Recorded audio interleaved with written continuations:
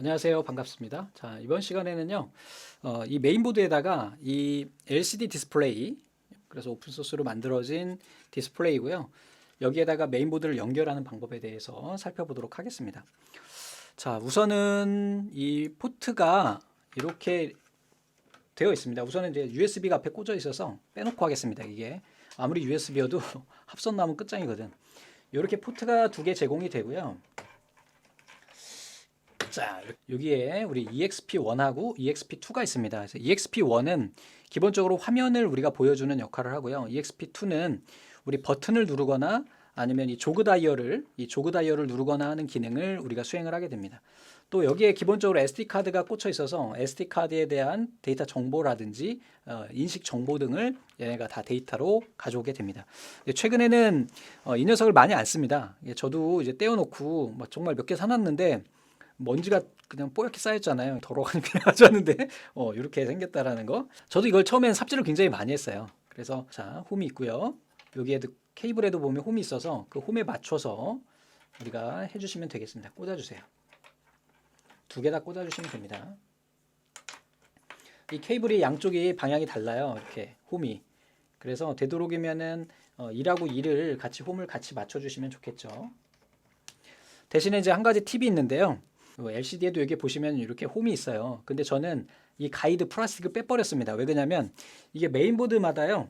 이게 방향이 반대인 경우도 있어요. 그래서 뒤집어 꼈다가 반대로 꼈다가 이런 작업들이 좀 필요해가지고 네, 저는 아예 빼버렸습니다.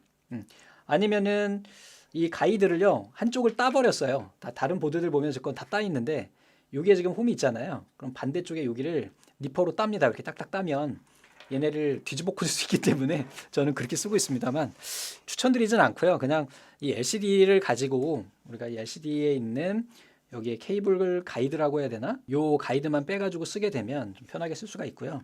이쪽에 안에 보시면은 지금 보이실란가 모르겠는데 네, EXP1이라고 보이잖아요. 그럼 EXP1은 EXP1하고 연결. 우선은 기본적으로 이렇게 꽂아 볼게요. 여기 방향에 맞게 네, 이렇게 해가지고 이 방향에 맞게 이 홈이 여기에 맞는 거거든요. 그래서 이렇게 해서 꽂아주고요. 두 개 모두 다 그렇게 꽂아주겠습니다. 대신에 1은 1끼리, 2는 2끼리 이렇게 연결을 해주시면 되겠습니다. 그리고 얘도 마찬가지로 이제 펌웨어에서요. 이 친구를 쓸 수 있는 기능을 이제 활성화 시켜줘야 됩니다. 그래서 그 부분을 한번 보겠습니다. VSC로 오겠습니다. 이 화면으로 오셔가지고 Configuration H 여기에서 Ctrl F 눌러보셔요. 이 디스플레이마다 다른데 얘가 이제 그 오픈소스라서 가장 많이 쓰는 애라서 얘를 보여드리는 거고 여기다가 디스카운트라고 한번 검색해 보세요. 디스카운트가 깎아준다는 의미인 것 같은데 이름도 재밌어요. 이렇게 해보시면은 여기에 Define Relap Discount Full Graphic Smart Controller라고 하는 애가 있고요. 얘를 주석을 해제해 주셔야 됩니다. 이렇게 해가지고 주석 해제해 주셔야 얘가 활성화되고요.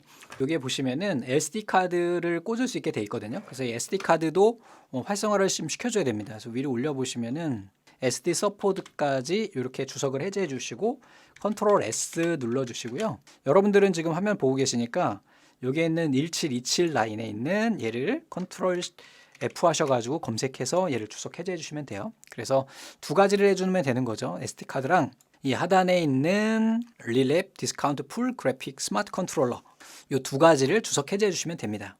그 다음에 한 가지 더 팁을 드리자면은 이 LCD의 단점이 이 케이블하고 그리고 이 보드의 특성에 따라서 얘가 노이즈가 생기는 경우가 있어요. 그래서 이 노이즈를 없애기 위해서 통신 속도를 약간 조정해 줄 수 있는 코드가 있거든요.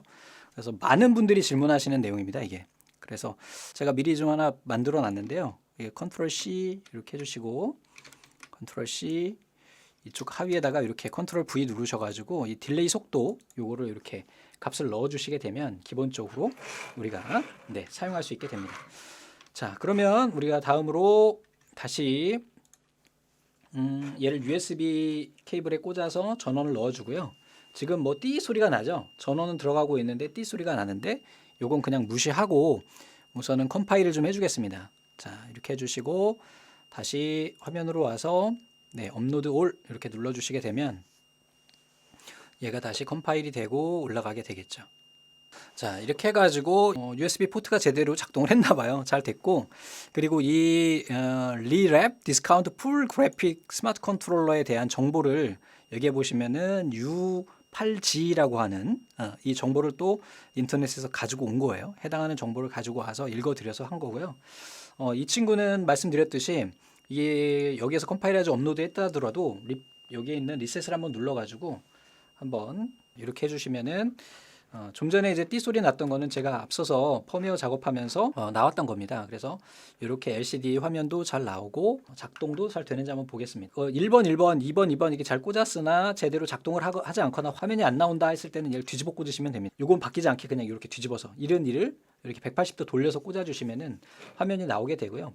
기본적으로 우리가 값을 이렇게 설정하는 것까지 살펴봤습니다.